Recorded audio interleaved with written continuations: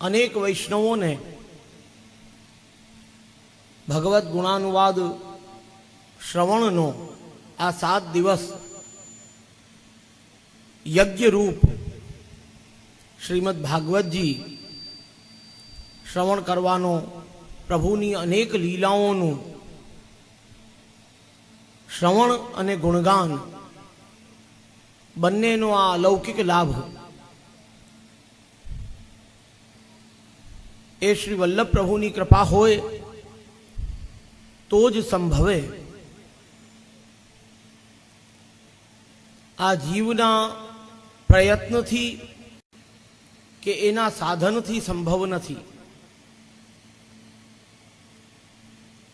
आमा मुख्य श्री वल्लभनी कृपा ज छे। कोई पण अलौकिक मनोरथ આપણે જ્યારે હૃદયમાં ધારણ કરીએ તો એ અલૌકિક મનોરથ પૂર્ણ કરાવવાની એ જે શક્તિ છે એ શ્રી વલ્લભમાં જ છે। શ્રી મહાપ્રભુજી સિવાય આપણા જીવના અલૌકિક મનોરથ કોઈ પૂર્ણ ન કરી શકે। કેમ આપ સાક્ષાત પૂર્ણ પુરુષોત્તમ પરબ્રહ્મ છે। जीवोना मनोरथ पूर्ण करवा ए ब्रह्मनु कार्य छे, ए ब्रह्म ज करी शके। बाकी अनेक विचारों अनेक मनोरथों अपना मन में आवी जाए पण ए आपणाथी संभव नहीं के ए सिद्ध थाय। ए श्री महाप्रभुजी की कृपा होय एटले आपणा मार्ग में मुख्य श्री वल्लभनी कृपा ज नियामक छे। ए कहेवुं क्यारे पड्युं?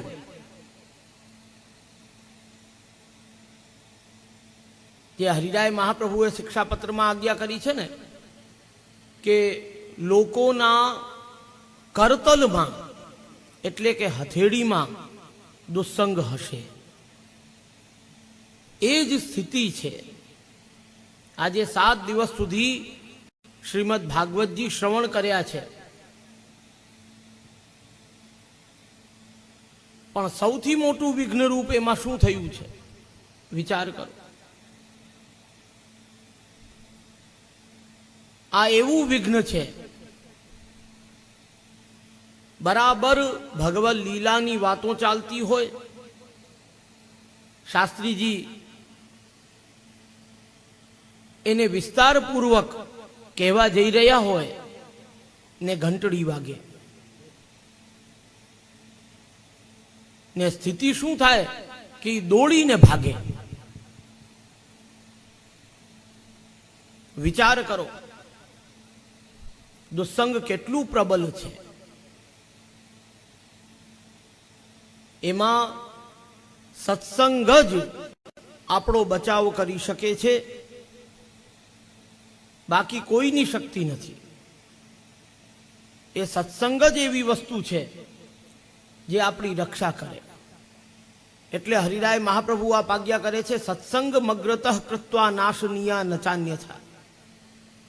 जे सत्संग ने महत्व आपे छे एने आग्रहपूर्वक एने पोताना जीवन में प्रथम राखे छे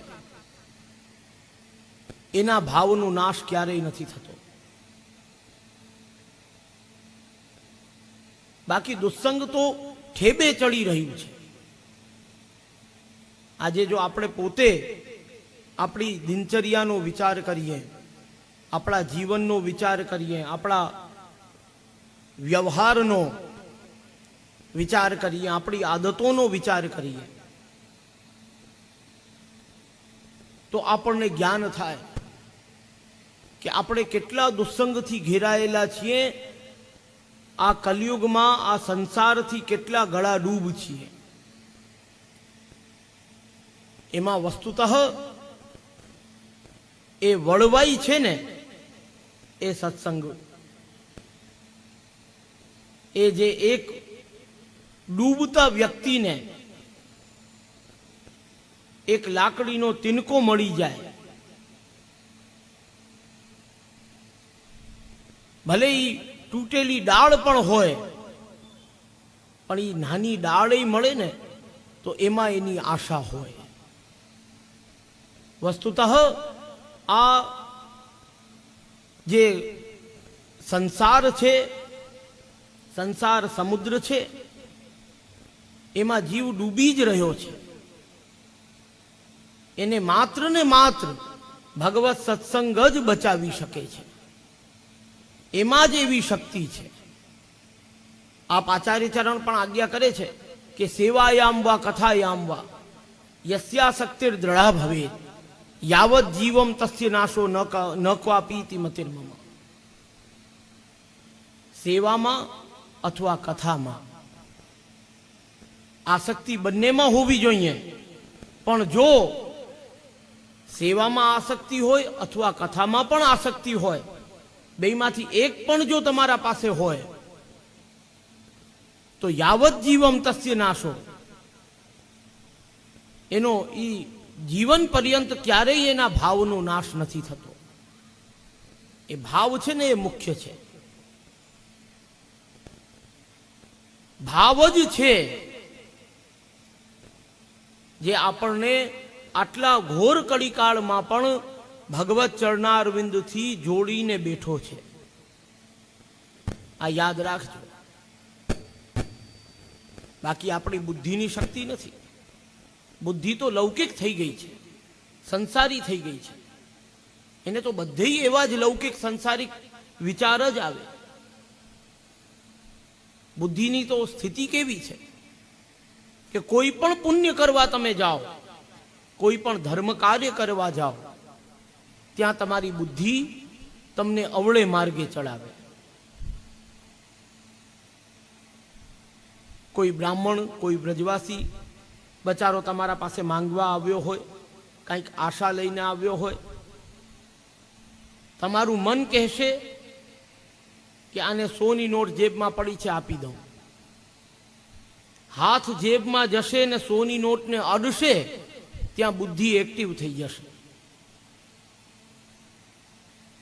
બુદ્ધિ તમને કહેશે કે 100 રેવા દે, પેલા 50 આપ. આ પ્રકૃતિ છે.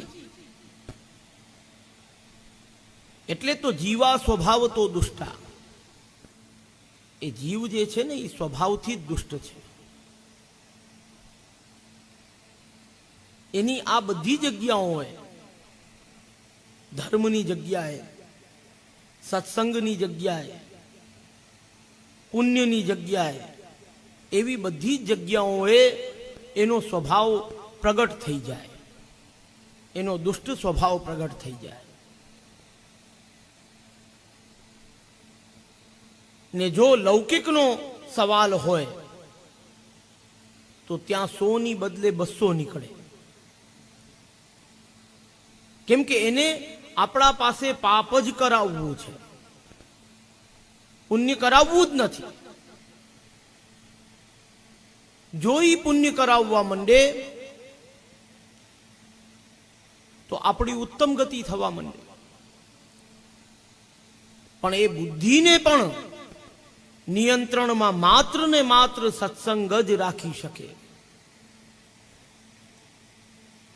શિક્ષાપત્રમાં હરિરાય મહાપ્રભુ આપ આજ્ઞા કરે છે કે અસત્સંગ જે છે એ આપણા અંદર બેઠો છે, એને બહાર ક્યાંય ગોતવા જવો પડે એમ નથી.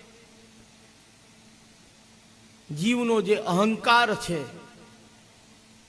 એનું બધું મમત્વ છે, પોતાની સત્તા છે, આ બધું શું છે? આ જ અસત્સંગ છે.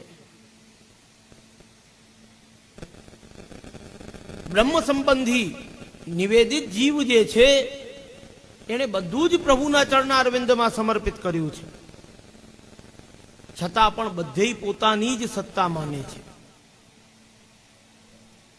આ શું છે? આ અસત્સંગ છે. દુસ્સંગ તમે જોઈ શકો છો ને જોઈને એને દૂર કરી શકો છો. પણ અસત્સંગ જે છે એ આપણા અંદર જ વસી રહ્યો છે. એને અંદર જ મારવો પડશે ને એ મરશે ત્યારે જ જ્યારે સત્સંગ થશે. આચાર્ય ચરણ આજ્ઞા કરે છે કે સંગહ સર્વાત્મના ત્યાજ્ય.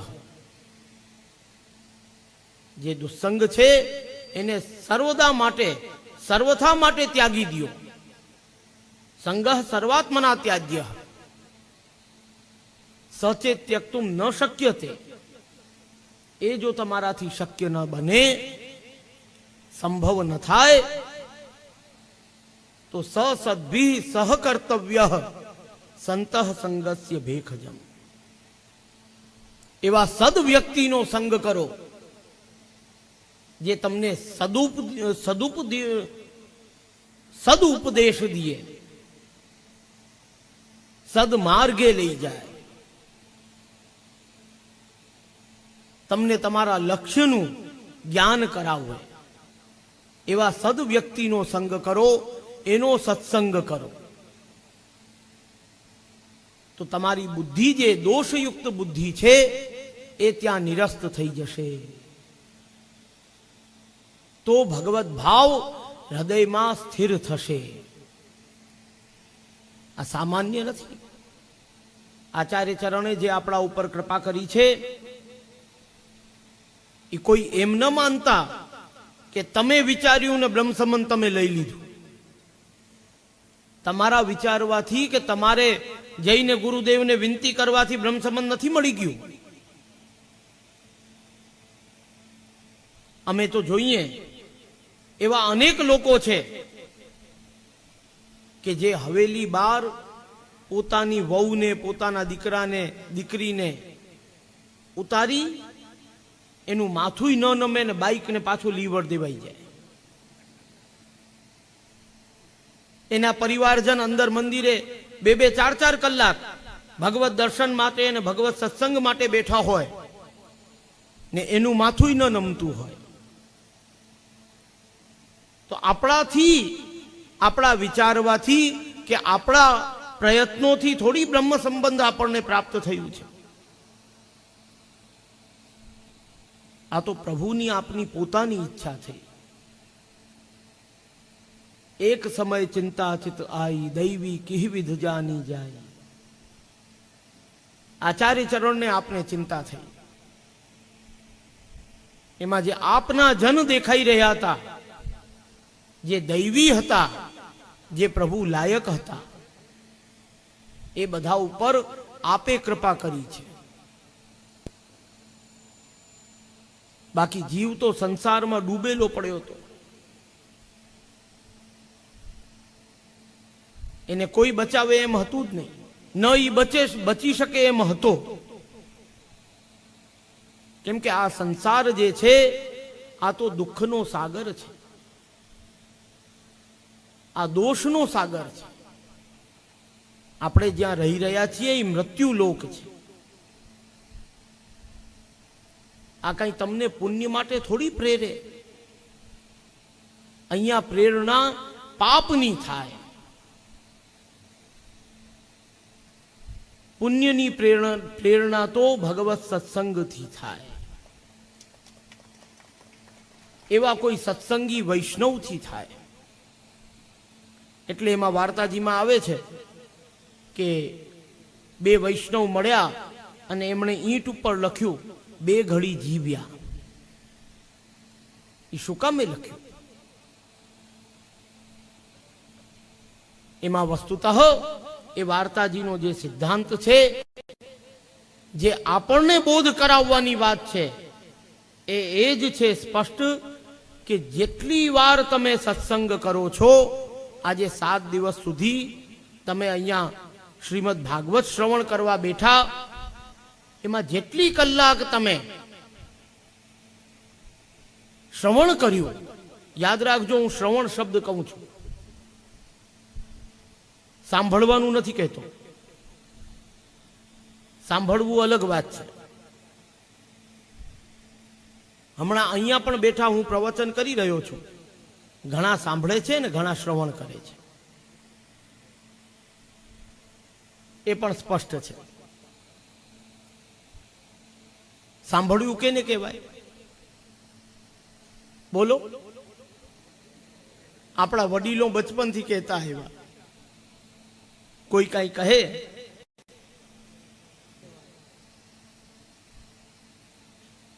એ ક્યારે સંભવ થાય? જ્યારે ચિત્ત ત્યાં ન હોય, ચિત્તની વૃત્તિ બીજે હોય તો આ સ્થિતિ થાય. એ સ્થિર ન થાય. ક્યારેક અનુભવ કરજો. તમારી સાથે પણ ઘણી વાર એવું થતું હશે કે વિચારમાં કંઈ બીજું ચાલતું હોય.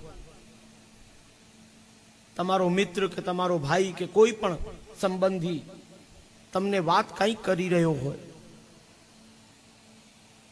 ને થોડી વાર પછી તમે કહો, હે શું કીધું? એટલે ઓલો પાછો કીએ કે આખી વાત કહી દીધી, તને કંઈ સંભળાયું નહીં? તો કે કાંઈ ધ્યાન ન રહ્યું, યાદ ન રહ્યું. આ સ્થિતિ ક્યારે થાય? જ્યારે ચિત્ત ત્યાં ન હોય. એટલે સૂરદાસજીની વાર્તામાં પણ આવે છે, શ્રી ગુસાઈજીએ પધારીને શું પૂછ્યું? જ્યારે સૂરદાસજી લીલામાં પ્રવેશની તૈયારી હતી ત્યારે સૂરદાસજીને શ્રી ગુસાઈજીએ પ્રશ્ન એવો જ કર્યો કે तुम्हारी चित्त की वृत्ति कहां है? वस्तुतः जीवनी चित्तनी वृत्ति ક્યાં છે? તાત્પર્ય એનાથી છે. જો ભગવત ચરણારવિંદમાં ચિત્તની વૃત્તિ છે, ભાગવતજીના ચરણારવિંદમાં ચિત્તની વૃત્તિ છે, તો તમે જે શ્રવણ કરશો એ બધું સ્થિર થઈ જશે. કેમ કે દાન હંમેશા પાત્રમાં થાય, અપાત્રમાં દાન ન થાય. આ નિયમ છે.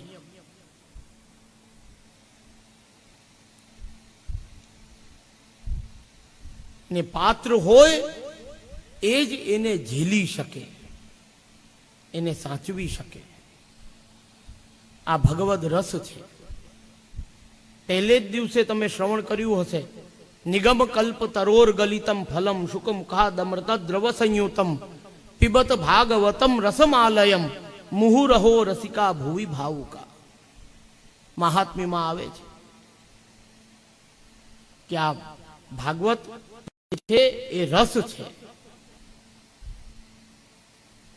એ દરેક ન એ રસને પી શકે. મુહુરહો રસિકા ભુવિ ભાવુકા. જે રસિક હોય એ જ એ રસની ધારણા કરી શકે. આ ભગવત સત્સંગ જે છે એ રસ છે, ભગવદ રસ છે. એની ધારણા એમને ન થાય. ચિત્તની વૃત્તિ પ્રભુના ચરણારવિંદમાં હોવી જરૂરી છે. આપણી સામાન્ય ભાષામાં કહું તો ખોપડું ઠેકાણે હોવું જરૂરી છે. સીધી વાત. જો ખોપડું ઠેકાણે ન હોય